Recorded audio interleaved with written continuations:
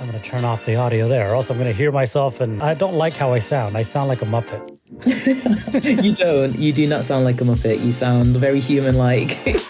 From what I've heard, no one really likes how they sound because the voice you hear is not your voice, apparently. The voice other people hear is very different from the voice you hear of yourself. The vibrations of your body as you hear it is very different. Other people hear a completely different person, which is really wacky to think about. Yeah, You're almost embodying this like artificial persona. Oh my gosh, this is getting so deep so quickly.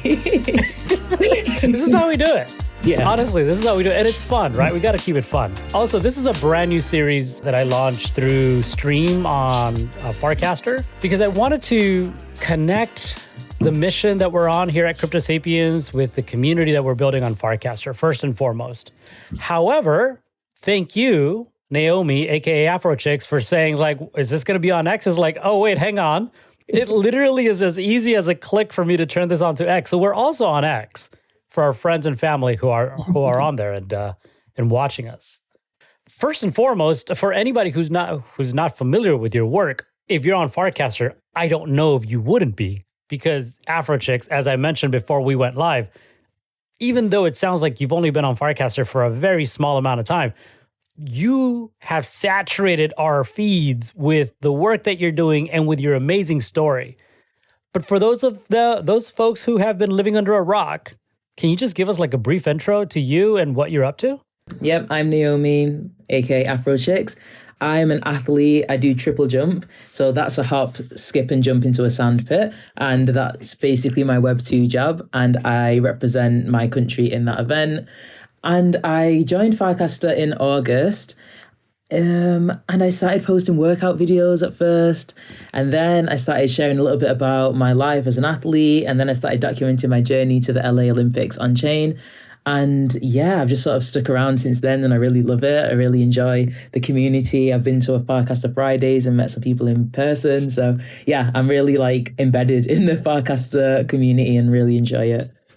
I don't assume to know what like a triple jump is. It makes sense to me. I've seen your videos, but I'm sure there's a lot that is required in terms of just understanding the sport or what that is specifically. How did you get into that? Like, I mean, it sounds like you're an athlete first, but how did you discover that that's something you wanted to do and then take that to a level at the Olympics, which is, the highest form of competition around the world? Yeah, kind of two reasons. My dad used to do it and my granddad used to do it, which I kind of learned kind of recently. And I always knew about it. I feel like it's a super niche event in track and field, but I've just always sort of grown up knowing about it. And the world record holder is British. So that's always just been like everyone in the UK sort of knows about it because of Jonathan Edwards, who broke the world record. And also, I was really, really nervous growing up. So when I tried doing different sports, I wasn't very good. And the thing I love about triple jump and field events in athletics is that you get 6 attempts. So if your first one's a flop, you get to try again and again and again. And your best one is the one that counts. So I feel like with my personality, like that was perfect for me. So that's kind of why I chose to do that event rather than the other ones, which are kind of a bit more popular. But triple jump, I just feel like as soon as I tried it, I just loved it, and I was just really good at it as well. So I was like, okay, this is cool. I'm going to stick at it, and that's sort of how I got into it.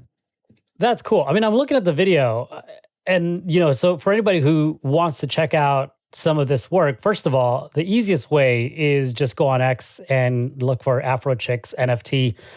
The pinned video is of you, looks like not just training towards this, but also performing one of these jumps.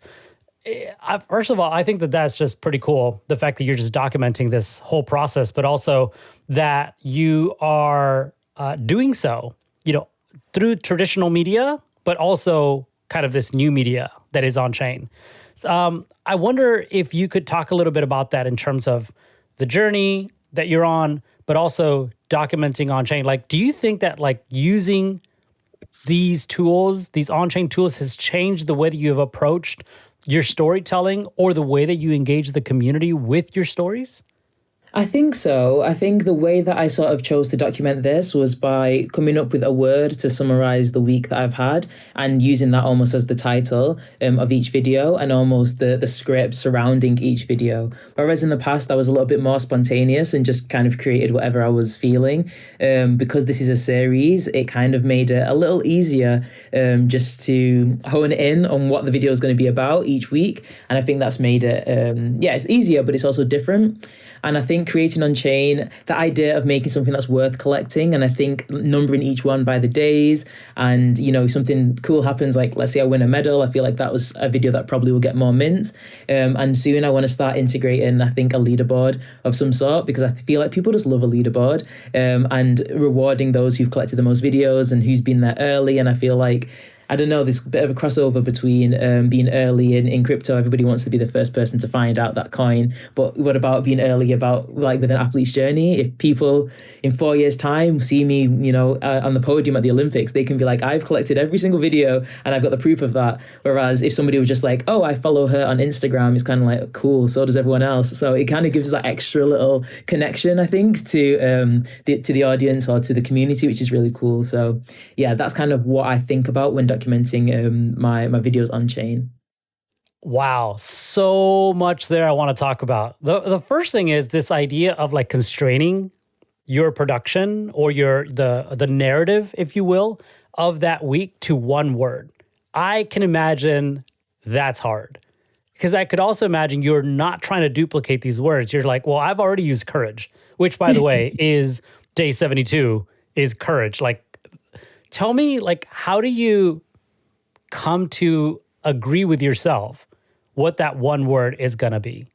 I think I just really have to look. It's almost like a diary. So I'm really looking inwards and being honest with myself. And if it's a bad week, I hate making videos when it's been not a great week. But it's kind of like I have to, because then if it's documenting, that means showing good and bad. So yeah, some weeks aren't as good. And I'm thinking, okay, what was the word? And I guess I'm going to choose tired, because I felt tired that week, and I feel like it's kind of more real, more genuine and authentic, just to pick the word of how I'm actually feeling. But some weeks, yeah, I've like courage. I'm sure I'm going to feel courage again, but then it's kind of looking at the thesaurus and finding a different word to use.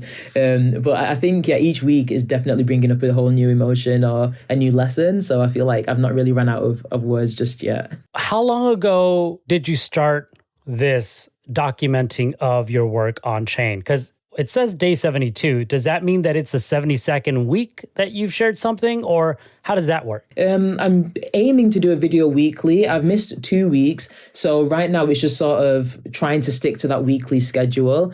But yeah, it's kind of the 72 days since day one. And each day is going to count until it gets to the Olympics. So at the start of each video, it starts with how many days there's going to be until the Olympics.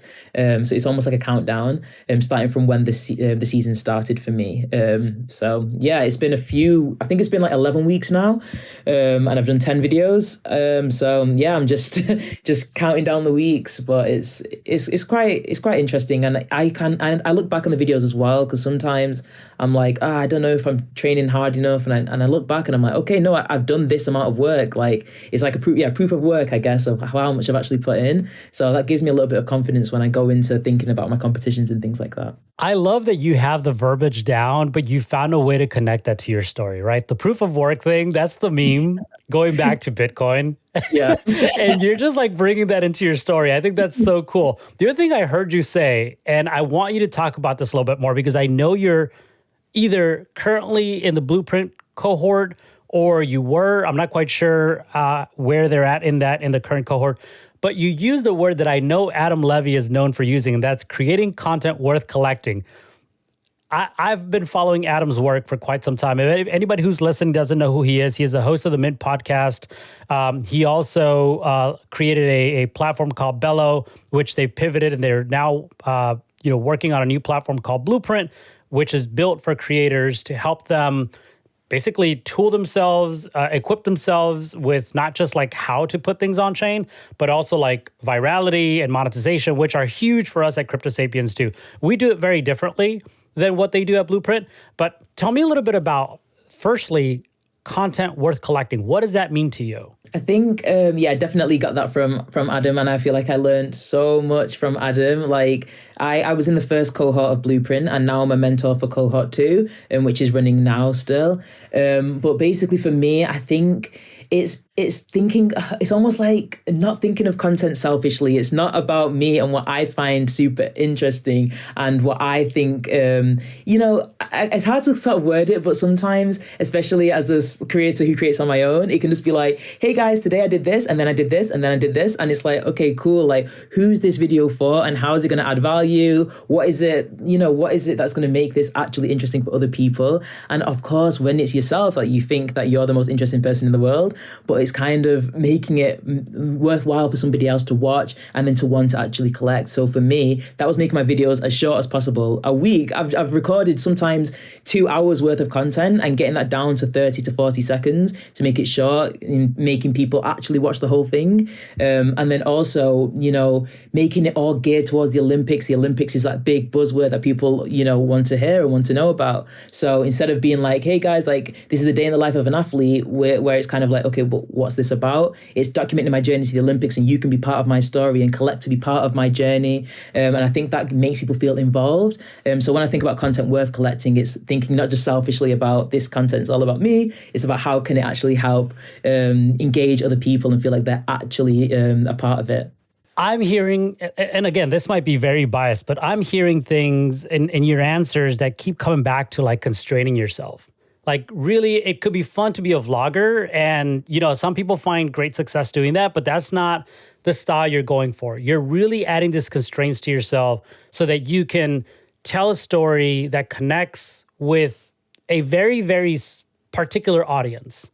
You're also talking about the Olympics, which, they just happened last year, and now we're kind of, for the next year or two, maybe going to be in a bit of a silent mode because everybody's maybe working up to the World Cup, right? Another global competition.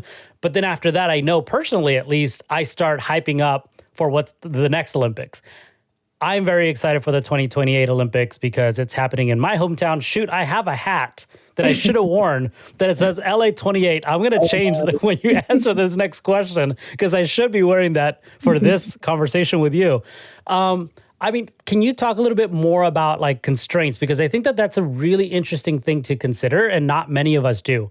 Personally, with Crypto Sapiens, I found myself having to do something similar where I was talking more broadly to a crypto community, trying to help them learn the skills, the tools necessary for them to become, like I say, from crypto curious to crypto native, right?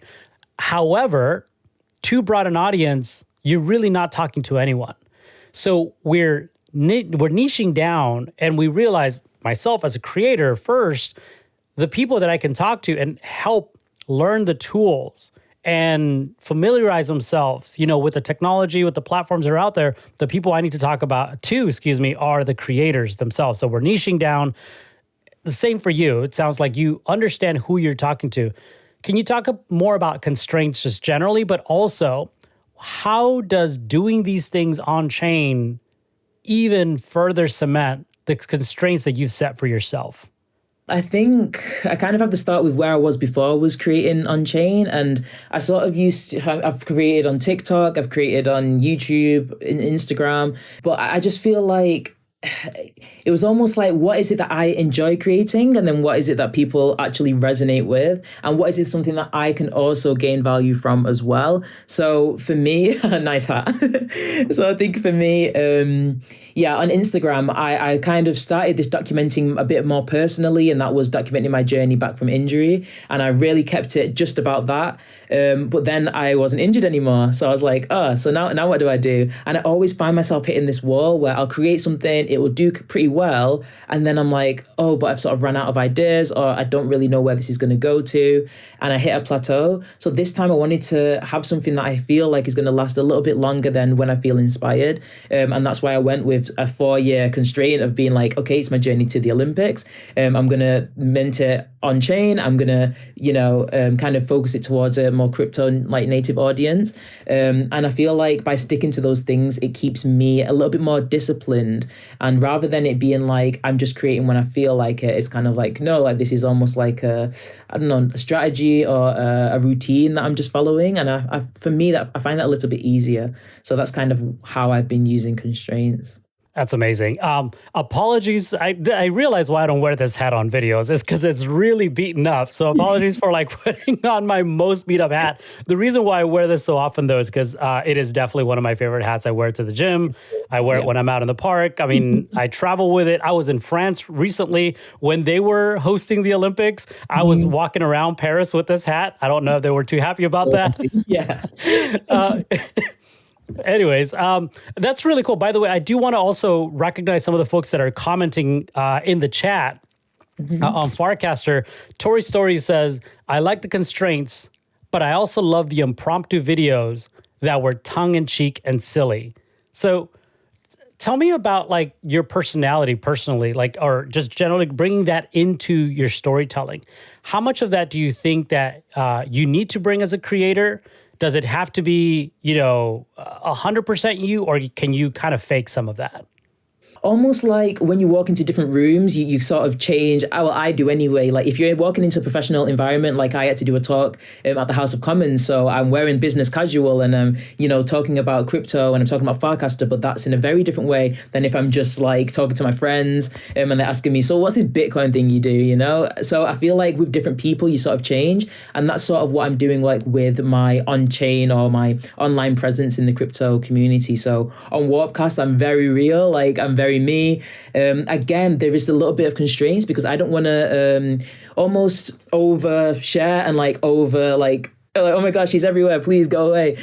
So I feel like I do share a lot more personally on Warpcast. For instance, my granddad's been not well in hospital and I've shared more only on Warpcast, actually. That's something I would never actually share on Instagram. I didn't share it on X, but I feel like the community that I have on Warpcast is people I feel comfortable sharing that type of thing with. Whereas on X, it's very much like Olympics, like Onchain, this is what I'm doing, this is what I've achieved. And I feel like that's the persona that people there sort of resonate with. So depending on the different platform I'm on is kind of how I will share. And I feel like Farcast is where I'm definitely realist. I'm okay to be a little bit more silly. And I think, it's almost like a learning curve as well, because as a professional athlete, you get heavily media trained. So there's a lot of things you're told not to talk about. So that's kind of something that I'm having to unlearn as I share more. And the more vulnerable I've been, like the better the sort of, response has been as well. So yeah, being real is definitely a good thing to do.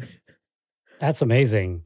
And agreed. I think, it's good to understand where your audience is, right? I think we live in a time where we have so much choice of where we're going to go and engage a community, right? You can choose Instagram, you can choose TikTok.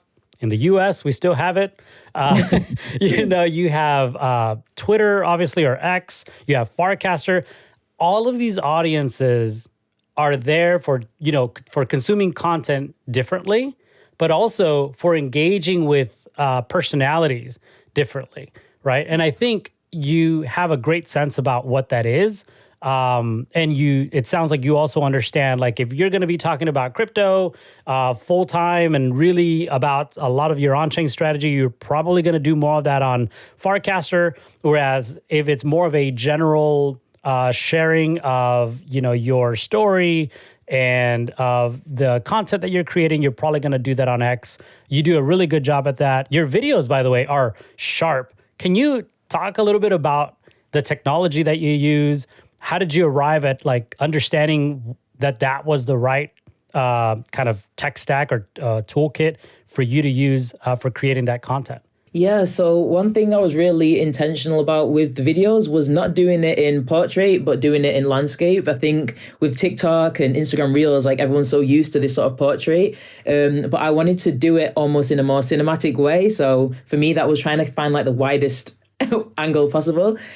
So on my phone is how I started doing the vlogs, but I didn't just like go on video and do the 0.5. I'd actually go on photo and then do the 0.5 and then drag it. So see how it's like a super wide angle, and then I sort of like dragged that down up and then it would record me like this.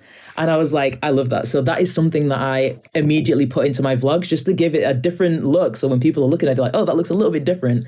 And then I also use my the DJI Pocket 3 as well. And that has like a nice wide angle clip that I like to use. And I think it's just showing like more of the environment, whether that's the new track I'm at or, the gym, like trying to show as much as I can to give people like that the difference rather than this up close portrait, which people are used to with short form content. I think that just goes to show how thoughtful you are about not just the presentation of content, but also the branding to that content. Because there's this idea that, yes, you could go and just, shoot a video the way you normally would, with the traditional aspect ratio, but you've taken the time to understand that there's value also in even creating something that is personalized to your story in that way that the content is perceived, right? Because you're still consuming it in a landscape format. But beyond that, there's something more that you've added to that bit of storytelling that's yours. That's amazing. Also, the landscape thing is genius because, it makes sense for you. It's a long jump. Part of the story goes horizontally, exactly, or a big part of the story is horizontal, not vertical. Maybe the high jump would make a lot of sense if you were doing vertical format. Yeah. Walk me through some of the monetization kind of strategies that you've put in place. Obviously, having gone through Blueprint, I think you have a bit of the secret formula. Personally, I worked alongside Adam and Brian over at Boost and Lucas at Pods on trying to understand what virality, looked like on chain to leverage that for monetizing content on chain. I think the first person to productize that was definitely Adam with Blueprint. Can you tell us a little bit about your experience in finding a monetization strategy and what works for you? Yeah, so I think the biggest sort of thing that Blueprint sort of taught me about was about incentivizing mints. And I think that is something that Adam is really good at. He sort of taught us how we approach the different Web3 companies and make it a sort of win-win situation for them to sort of, sponsor is not the right word, but to basically help incentivize the videos and get people to collect it through gifting. I don't know how to sort of word it, but like gifting their coin. And in a way, it's for us, we call it like a top of funnel. So it's almost like the distribution's huge. And then the aim is to get those people who continue to mint after that. So that is something I definitely utilized in Blueprint and got over 30,000 mints through giving away, I think it was DGen. It might have been OP as well. And then also, even though I'm a Blueprint alumni, Adam is still sort of behind the scenes, like finding different partners that still help us to incentivize the videos. However, with what I'm doing with Zora, like I chose not to go down the incentivized mint route, and everything is organic because I kind of want it to be those people who are genuinely interested in my story. I want it to be like the actual community. I want to build that community. And a lot of people will say like, oh, Naomi, I've got the full set. Like I'm collecting all of them. And I see the same people commenting. And I think I love that comment feature on Zora. So that is something that I chose to do, but I'm still happy. So I think as a total, there's probably about 3K mints overall, which I'm really happy about because I know that that's all organic. But at the same time, the incentivized mints helped me to get a few more people who would have never came across my videos to continue to look at the things that I'm minting. So that is something that I've definitely learned. And I think with different platforms, I do use incentivized mints, but with this Zora Journey to the Olympics, like I try to make it as organic as possible. That's so cool. I mean, that's also really great to see how you've made the distinction between, just pure content for monetization, but also the content for understanding a very small segment of your own community, which are the people that care to go beyond either just watching your story develop or go beyond collecting because they're getting incentives for having done so, to really just wanting to be a part of this journey alongside with you. We definitely need to get more people, anybody who's listening here, if you didn't know, go and collect, afrochicks aka Naomi. We'll flip this on its on the other end. Their mint on Zora. The easiest way, at least for me, that I found it was when I was creating the tweet or the post for this, is if you just go to the pinned post on Naomi's X account, there is a link to the Zora drop. That the latest one, and I'm sure through that link you could also discover the entire collection and just go retroactively. Are these timed mints? Because if they are, some of us might be left out from the initial set. No, they're not timed mints, but that first one, it got more than the Zora threshold, I think, which is 1,111 mints. So that means that they're only available on secondary. So the price, I don't know if they might be a little bit higher than usual, but that's just on the first one. So all the others, they haven't met that threshold. But yeah, you can basically collect them. And I think that's another cool thing about the people who are early. They are able to, make a little bit more on the mints because they can then sell them on secondary, which is pretty cool. So yeah, definitely check that out. Thanks for shouting that out. Oh, for sure. And, for those of us who are degens, there is a market for flipping NFTs, one. Secondly, if you have the Genesis Naomi NFT, keep an eye out on my wallet coming in because they're going to be making an offer. Because I want that first NFT. I did not collect it. I was not aware of your story when you first started documenting it on chain. So keep an eye out, people. The Humpty wallet is coming and is going to be asking for one of these NFTs from you. As we wrap this up, I wonder if you could kind of give us a glimpse into the future and tell us about what your strategy is going to be as we start to turn the corner to the 2028 Olympics, and maybe it's 2027. Is that going to change the way that you tell your story? Is that going to change the way that you engage your community on chain? Like, is there an idea right now that you have as to how that's going to look or change in the future? I think for now, I'm going to sort of keep it, the same, just minting this particular series like on Zora for as long as I can to the Olympic Games. But in the meantime, I'm very much like...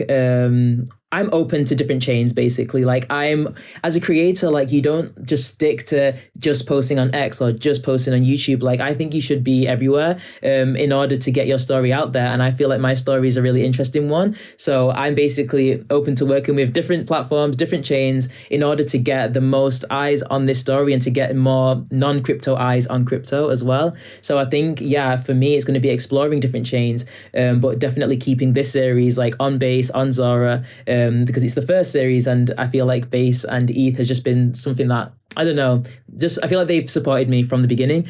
So that's why I want to continue doing that. But I'm very open to just putting different bits of my athletics, whether that's different interviews, something different on different chains, so that I'm just like, hey, I'm the athlete who's doing the NFT stuff. Like I kind of want to make my mark in that space. So yeah, in the next 4 years, I just hope that I can be almost, when you think of sports and Web3, I want people to think about me and what I'm doing.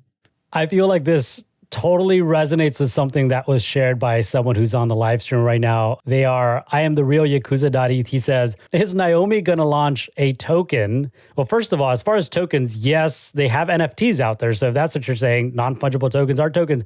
But this to me sounds like maybe Naomi meme coin coming soon to Solana, where you can just have fun and do your speculation games out there. And it's just another touch point for afrochicks' journey to the Olympics.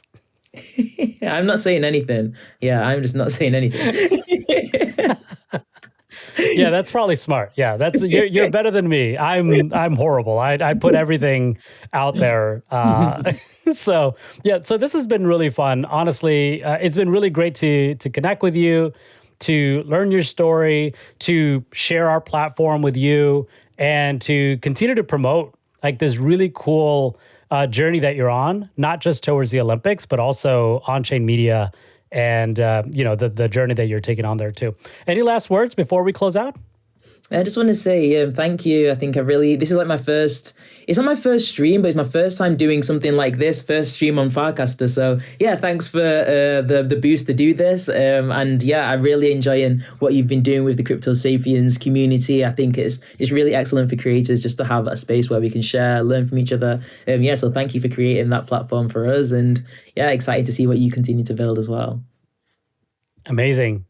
All right. Well, with that, we're going to go ahead and close out and, keep following Naomi's journey. Did you want to drop your socials here, both on Farcaster and X? Yeah, so on Farcaster, I'm at afrochicks, and on X, I am afrochicks NFT. Amazing. All right. Bye, everybody. Bye.